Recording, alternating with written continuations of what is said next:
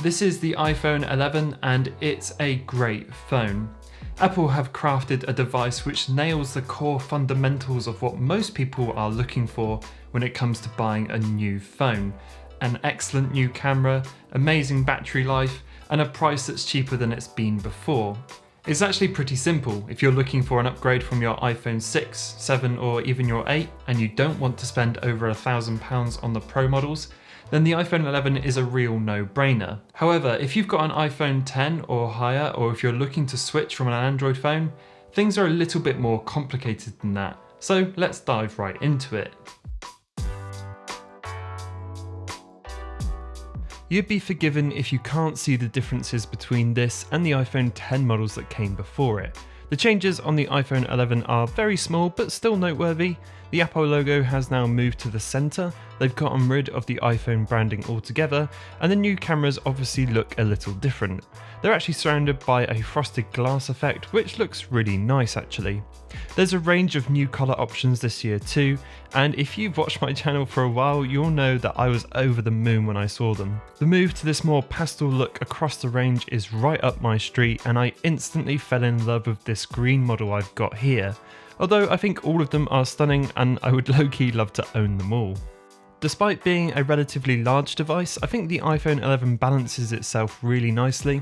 It's not on the clumsy end of big, and it's small enough to still check with one hand for simple tasks, and it feels just about right in the hand. Other than that, things are pretty much the same infamous notch design on the screen which you'll either be fine with or still dislike, same speakers albeit with Dolby Atmos now, the same lightning port and the same button layout. Boiled down to its core, this is really the iPhone XRs, but Apple made a smart decision rebranding this as the standard model iPhone 11. The XR had this reputation as being the cheap iPhone, but now it's the standard model. No one considers this the cheap one anymore, which is a really good shift for Apple to make. As pleasing as I find the look and feel, nothing is perfect, and in my eyes the iPhone 11 has two major crutches to its design. The first is that Apple didn't move to USB-C for this generation.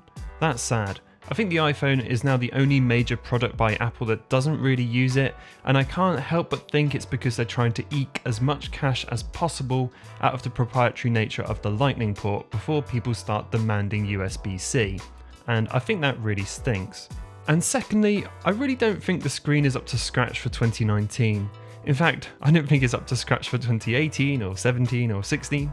The iPhone 11 display is the same 6.1-inch liquid retina LCD that was in the XR last year, which means it's barely over 720p, and it has the same pixel density as the iPhone 4 did all the way back in 2010. Despite being classed as a retina display, if you look close enough you can see the text isn't as sharp as it could be, and it just has a dated feel to it. Not to mention, the bezel is actually pretty big, especially when you compare it to any of the XS models from last year or the 11 Pro models from this year. I don't want to say it's bad though, it's not a bad screen, and as far as just over 720p LCD screens go, it's actually good for what it is. Blacks are surprisingly deep, and the colours pop quite nicely while keeping the accuracy of the overall panel good.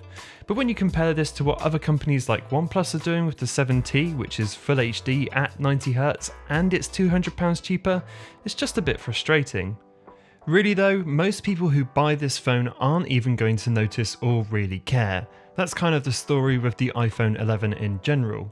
If screen quality and bezel size is really important to you, the Pro models are there to pick up the slack, not this standard model. The long and short of it is, it's fine for most people, but in 2019 I'm sad Apple didn't go for an OLED panel or just push the resolution up to Full HD.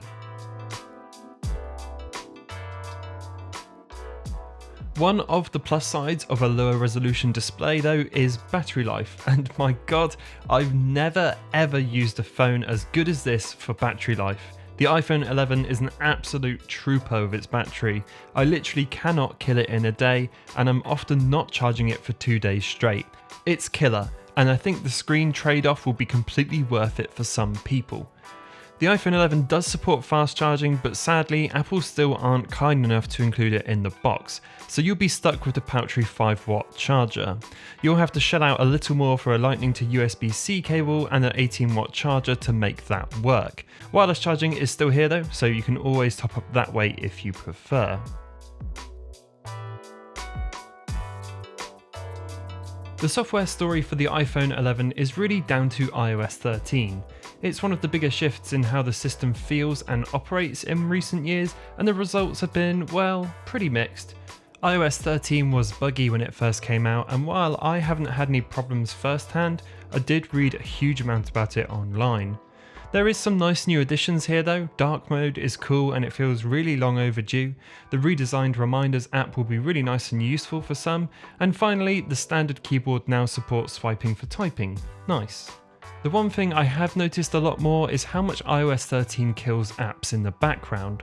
While 9 times out of 10 it's not really an issue, there are times when I open up Spotify to see that it's lost my place on a playlist or something. Now I can only assume it kills them like this to further help with that stunning battery life, but it can be annoying. On the flip side of that, the new A13 Bionic chip absolutely tears through iOS. There's speed to spare here and it feels like there's genuine headroom for years. And that's a really good feeling. Apple have an amazing track record for updating older devices, so you can be confident this phone will stay relevant for a good few years to come. If you've been an Android user for a really long time, I still don't think iOS 13 will convince you to make that switch. There's still a lot that Android can do that iOS can't or just doesn't really want to. However, if you have been using iOS for years, there's plenty of new improvements and features to get you excited about it this year. Let's talk about those new cameras. Over the last couple of years, I really felt like iPhones fell behind in camera technology. We saw amazing things like night mode come out, devices with triple camera arrays, wide angles, time of flight sensors, and all of these things were becoming more commonplace, and the iPhone just didn't have them. But with the camera upgrades here, well, the iPhone's got its funk back. Pictures have that iPhone natural look to them, the HDR is still working nicely when it needs to, and the colours are tastefully saturated. I'm also super happy to see the iPhone 11 went with a wide angle rather than a zoom. I think it's a much more fun camera to use and people are going to enjoy using that a lot more than they would a normal zoom. It's not as high quality as the main shooter, but the iPhone does a great job of matching the pair so they don't feel that different. The new dark mode is proving to be really fantastic and it's produced some shots I've been really quite impressed with. Portrait mode is also still here and is as good as ever. I wouldn't say it matches what the Pixel can do, but when it works, it can be very convincing. The selfie camera is wider too, and you can see it zoom out when you turn the phone on its side, which is pretty cool. One area the iPhone was always best at was video, and that lead has only strengthened with the 11. Video is well stabilised, colour is good, and the overall quality is just fantastic. There are points where you can suspend your disbelief that these shots were coming from a phone, especially when you can shoot as high as 4K 60. Overall, the camera experience on the iPhone 11 is fantastic, and easily the area that received the biggest upgrade. I'd say it's borderline impossible to be displeased with what it's throwing out, and it's really great to see Apple back at the top with the Pixels and Huawei's out there. Let's round up this review by saying this: if you've got the iPhone 10 or newer, then skip the iPhone 11.